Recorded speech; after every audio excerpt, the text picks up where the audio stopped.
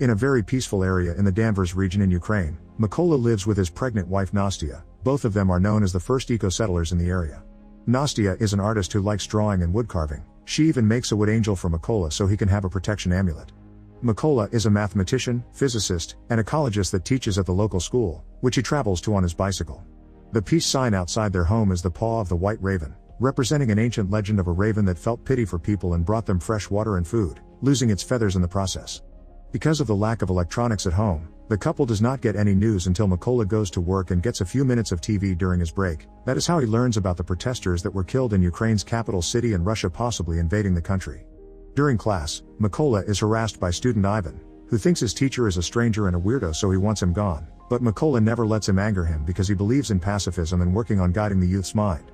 One morning on his way to work, Mykola notices some soldiers standing by the road but pays them no mind. When he finally arrives at school, he is shocked to find it empty, and the TV quickly tells him why: Russia has invaded Ukraine. Remembering the soldiers he saw earlier, Mykola worries about his wife and rushes back to his house, but it is already too late. The Russians are there beating Nastya up and they catch Mykola too when he tries to defend her. After the soldiers make sure they are not spies, they start a fire inside the house and leave, but when Nastya tries to retaliate by throwing a stone at them, the soldiers do not hesitate to shoot her before finally going away. Devastated, Mykola clings to his wife's body while watching his house burn down. Hours later, two members of the Ukrainian militia find Mykola, and after checking his identity to make sure he is an innocent civilian, they help him dig a grave for Nastya. Then they take him away with them to their base, although before leaving Mykola makes sure to take the wood angel with him as the last memory of his wife. The higher-ups at the base are not happy about the sudden arrival of a stranger because he could be a spy, but Mykola quickly proves himself by saying he wants to join the army and drive the Russians out of their country. From then on, Mykola is sent to a heavy training course where he must learn to exhaust his body and use firearms, two things that as a pacifist he has never done before. Disassembling and assembling weapons is particularly hard for him, and it earns him the mockery of his superiors, especially when he announces he has chosen Raven as a code name. Mykola does not let them put him down and trains extra hard, staying up late with weapon practice and keeping the wood angel close so he never forgets his objective: getting revenge for his wife. A few weeks later, the trainees learn there are not enough snipers at the front and the army is looking for volunteers for the job. Not many people are interested, but Mykola immediately volunteers, only to be met with more mockery. Still not willing to give up, Mykola takes a challenge to prove himself. He disassembles and reassembles an AK-47 while blindfolded in under 20 seconds, finally earning everyone's respect. They also start calling him Raven as he wanted. The theoretical part of sniper training comes easily to Mykola thanks to his knowledge of mathematics and physics, being able to do calculations faster than the teachers themselves. He is also excellent at following the number one rule, which is keeping absolutely still and quiet, even when an instructor shoots at the ground near him. Unfortunately, he does not do well when it comes to the actual shooting because for some reason, they have given him a different weapon from everybody else, the kind of firearm that is not apt for war sniping. Whenever Mykola points this out, he is told to deal with it. Once again, Mykola refuses to give up and makes a plan to prove what he can do. The last sniper test is during the night, and the trainees must shoot as soon as a flare shot by the instructor gives them enough light around their subjects. However, Mykola does not shoot yet. He uses the light to calculate the distance, and once the exam is over, then he shoots under complete darkness and hits the target exactly in the center, something nobody else managed. This allows Mykola to graduate with the highest score and ends up being assigned to a first-class unit. For his first mission, Mykola and his fellow snipers must free an important checkpoint that has been captured by the Russians. The team successfully sneaks into the area without being detected and each sniper gets assigned a target, but when they are about to shoot, they must pause the plan because a civilian car approaches the checkpoint. The Russian soldiers make the two civilians come out and hand in their passports, refusing to give them back when they ask the couple to leave. The man makes a scene as he demands to be given his things back, causing the Russian soldiers to respond with violence. Mykola's team notices this and immediately attacks, killing every soldier with quick efficient shots, including the guy that tries to hold the civilian woman hostage. Once the mission is over, the team hangs the Ukrainian flag to retake control of the checkpoint. When they return to base, Mykola hears his fellow newbies have left on a different mission, so he uses this moment of downtime to visit the school he used to work at, finding himself deeply moved by the desolate sight of the dusty classrooms. The next day, when the other team comes back, Mykola is hit by the hardest of news. One of his friends has died at the hands of an enemy sniper. This adds to the list of reasons why Mykola wants to get revenge. For the next mission, Mykola's team hides a bunch of explosives on trees behind leaves before they hide in the grass while waiting for their enemy to show up.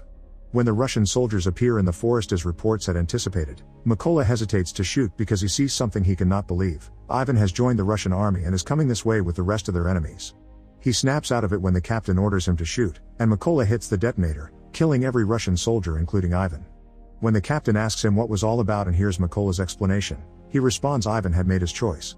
Later during a break, Mykola and the captain bond over their memories of home. The captain carries with him a picture of his family and explains he has an agreement with his wife not to tell his daughters the nature of his job, so they think he is away on a business trip.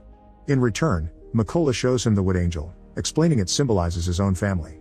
A few days later, the Ukrainian forces manage to secure the trenches by the border, so the sniper team gets in position to wait for the Russian forces that are getting ready to invade this region. Keeping the angel with him at all times, Mykola gets ready to do his job, but he loses his usual calmness when he notices that among the arriving Russian soldiers he can see the man that killed his wife. Desperate for revenge, Mykola keeps asking for permission to shoot, and the captain turns him down every time because the enemy is not in the right position yet. Eventually Mykola gets tired of waiting and shoots anyway, hitting the soldier but also giving away their location to a hidden enemy sniper that immediately retaliates and kills the captain. As the Russians open fire on them, Mykola has to drag the captain's body through the field while dodging every bullet and every bomb. Hours later, when Mykola finally makes it back to the base, his superior promises there will be an investigation to find out the sniper that killed the captain, and when they finally find him, they will call Mykola to take care of him. Meanwhile, Mykola is overwhelmed with guilt and decides to throw himself into solo missions to make up for his mistake. His sniper skills are still on point and he manages to take down many Russian soldiers, but without anyone keeping him on his toes. He also gets too risky and ends up with a wounded arm caused by an enemy bullet. Mykola goes to a secret hideout to take time to recover and watch the news to get an update on the political status of the negotiations with Russia, but his break is interrupted by an important call. It turns out the army has found the location of the sniper that killed the captain, so Mykola needs to come back. Before the mission begins, the soldiers are told all the information that has been gathered so far. The sniper's bullets are wide-ranging, he has already killed 5 Ukrainian snipers and 3 machine gunners, and his name is Sari. To make matters worse, he records all his kills and posts the videos to demoralize them. He even had the nerve to post the recording of their captain's death. At least all these casualties have allowed them to pinpoint Sari's location, and since they cannot fill the place with mines because of a chlorine storage in the chemical plant where the enemy is hiding, they have come up with an alternate plan. Their snipers will take out the lower soldiers to clear the way in order for Mykola to sneak inside and get Sari face to face.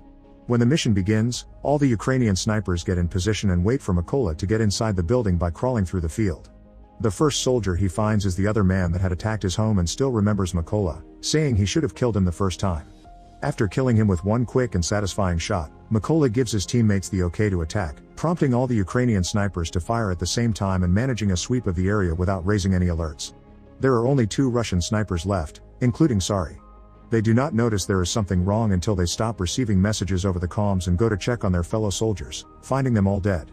While Mykola uses the chance to get deeper into the building unnoticed, Sari calls for backup and sends the other soldier to keep watch before he returns to his spot, where he is surprised to see a little wood angel.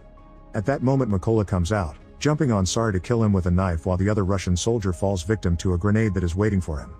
Then the backup that Sari called for arrives at the area, so Mykola uses Sari's radio to tell the new soldiers that they will pay for what they did. As soon as the Russian truck parks, the Ukrainian soldiers open fire on it, eliminating all the targets in seconds.